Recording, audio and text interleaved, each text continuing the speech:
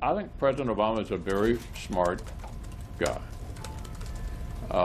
He wanted to move the country significantly to the left, and he did. He did it the first 2 years because he had total control of Congress.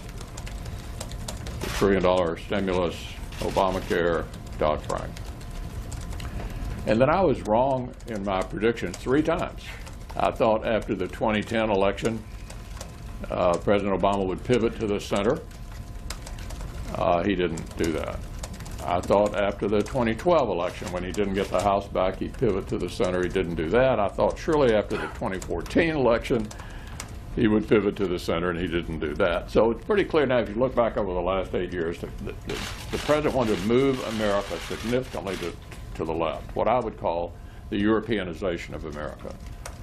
High taxes, over-regulation, and what you get in the end is slow growth. And we've been underperforming from a growth point of view all through these years. The poorest recovery after a deep recession since World War II.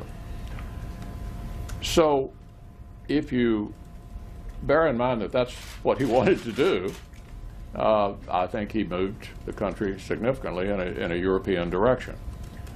The good news for us is that a lot of that was done by executive orders and regulations. And to get the country going again, in my view, as I said earlier, we have to deal with a regulatory onslaught and tax reform to take our foot off the brake and get it on the accelerator. And so I think the president was very effective at doing what he wanted to do. Bear in mind, Reagan never had the House for 8 years. He moved to the middle, did raise the age for Social Security, did the last comprehensive tax reform 30 years ago. Clinton, when he lost the House and Senate, did welfare reform, and we balanced the budget 3 years in a row. I think we can safely say about President Obama, he was not a centrist.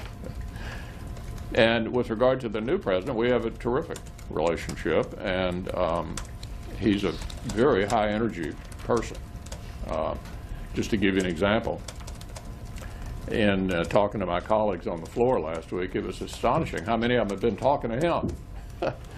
He's very, very accessible, very energetic. I wonder if the man ever sleeps. And I think we're all excited about the energy and the direction that he seems to want to take the country. And the best evidence of that, I think, are the appointments that have been made so far, all of which I think have been pretty impressive.